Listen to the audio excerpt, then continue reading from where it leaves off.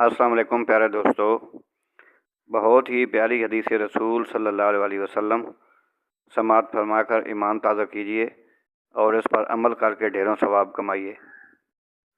حضور نے فرمایا جب میت کو دفن کر کے فارغ ہو جاؤ تو اس کی قبر پر کھڑے رہو۔ خود حضور بھی قبر پر کھڑے رہتے دفن کرنے کے بعد اور فرماتے اس کے ثابت قدم رہنے کی دعا کرو، اس لیے کہ اب اس سے سوال و جواب ہوں گے، اب فرشتے اس کی قبر میں آئیں گے، اب اس سے پوچھیں گے، اب اس کے ساتھ وہ امتحان ہوگا، تو اس کے لیے دعا کرو، قبر پہ کھڑے ہو کے دعا مانگو۔ ایک حدیث میں فرمایا کہ اتنی دیر دعا مانگو، اتنی دیر دعا مانگو کہ جتنی دیر اونٹ ذبح کر کے کھال اتار کے گوشت بنا کے، اونٹ ذبح کرنا سب سے زیادہ مشکل ہے، اونٹ ذبح کر کے کھال اتار کے گوشت بنا کے بانٹ دیتے ہو، اتنی دیر مرنے والے کی قبر پہ کھڑے رہ کے دعا مانگا کرو، کیونکہ اب فرشتے آئیں گے، سوال و جواب ہوگا۔ مصنف عبدالرزاق میں حدیث ہے کہ ایک بندے کو صرف ایک کوڑا مارا گیا تھا قبر میں، تو اس کی ساری قبر میں آگ بھڑک اٹھی۔ تو پوچھتا ہے کہ یہ ایک کوڑا مجھے کیوں مارا گیا؟ تو انہوں نے کہا ایک وجہ تو یہ تھی کہ تو باقی پلیدی کا خیال نہیں کرتا تھا، اور دوسری وجہ یہ تھی کہ ایک دفعہ ایک مظلوم نے تجھ سے کہا تھا میری مدد کر، اور تو مدد کرنے پہ قادر تھا، تیرے اندر ہمت تھی، اور تو اس کی مدد کے لیے تیار نہیں ہوا۔ وہ ہمارا مشہور فکر ہے نا کہ سانو کی لگے پرائی لڑائی پرائی آگ نو اسی گھر کیوں لے آئیے، تو وہ جو ہمارا خاص معاملہ ہے نا کہ کسی کی مدد نہیں کرنی، وہ ہمیں خراب کرتی ہے، ہمارے حالات بگڑ جاتے ہیں۔ مدد کرنے پہ قادر ہوتے ہیں پر کسی مظلوم کی مدد، ایک کوڑا لگا تو پوری قبر میں آگ بھڑک اٹھی۔ عذاب قبر سے اللہ کی پناہ مانگی جائے، ڈرا جائے، اور آخرت کے لیے قبر کے لیے تیار۔ قرآن مجید نے کہا وَإِذَا الْقُبُورُ بُعْثِرَتْ، جب قبریں کریدی جائیں گی نا، عَلِمَتْ نَفْسٌ مَا قَدَّمَتْ وَأَخَّرَتْ، پھر ہر جان لے گی کہ اس نے آگے کیا بھیجا اور پیچھے کیا چھوڑا۔ میرے عزیز، اپنی قبر کے لیے اپنی آخرت کے لیے فکر کریں، تیاری کریں۔ حضور نے فرمایا جب میت کو دفن کر کے فارغ ہو جاؤ تو اس کی قبر پر کھڑے رہو۔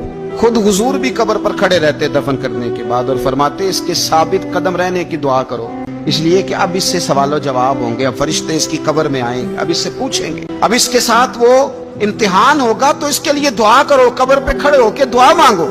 ایک حدیث میں فرمایا کہ اتنی دیر دعا مانگو، اتنی دیر دعا مانگو کہ جتنی دیر اونٹ ذبح کر کے کھال اتار کے گوشت بنا کے، اونٹ ذبح کرنا سب سے زیادہ مشکل ہے، اونٹ ذبح کر کے کھال اتار کے گوشت بنا کے بانٹ دیتے ہو، اتنی دیر مرنے والے کی قبر پہ کھڑے رہ کے دعا مانگا کرو، کیونکہ اب فرشتے آئیں گے، سوال و جواب ہوگا۔ مصنف عبدالرزاق میں حدیث ہے کہ ایک بندے کو صرف ایک کوڑا مارا گیا تھا قبر میں، تو اس کی ساری قبر میں آگ بھڑک اٹھی۔ تو پوچھتا ہے کہ یہ ایک کوڑا مجھے کیوں مارا گیا؟ تو انہوں نے کہا ایک وجہ تو یہ تھی کہ تو باقی پلیدی کا خیال نہیں کرتا تھا، اور دوسری وجہ یہ تھی کہ ایک دفعہ ایک مظلوم نے تجھ سے کہا تھا میری مدد کر، اور تو مدد کرنے پہ قادر تھا، تیرے اندر ہمت تھی، اور تو اس کی مدد کے لیے تیار نہیں ہوا۔ وہ ہمارا مشہور فکر ہے نا کہ سانو کی لگے پرائی لڑائی پرائی آگ نو اسی گھر کیوں لے آئیے، تو وہ جو ہمارا خاص معاملہ ہے نا کہ کسی کی مدد نہیں کرنی، وہ ہمیں خراب کرتی ہے، ہمارے حالات بگڑ جاتے ہیں۔ مدد کرنے پہ قادر ہوتے ہیں پر کسی مظلوم کی مدد، ایک کوڑا لگا تو پوری قبر میں آگ بھڑک اٹھی۔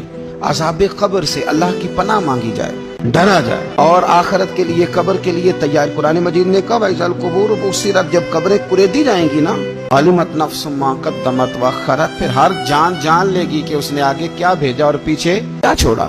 میرے عزیز، اپنی قبر کے لیے اپنی آخرت کے لیے فکر کریں، تیاری کریں۔ دوستو، اللہ تعالی ہم سب کو حدیث نبی صلی اللہ علیہ وسلم پر عمل کرنے توفیق عطا فرما کر ہماری نجات کا ذریعہ بنائے۔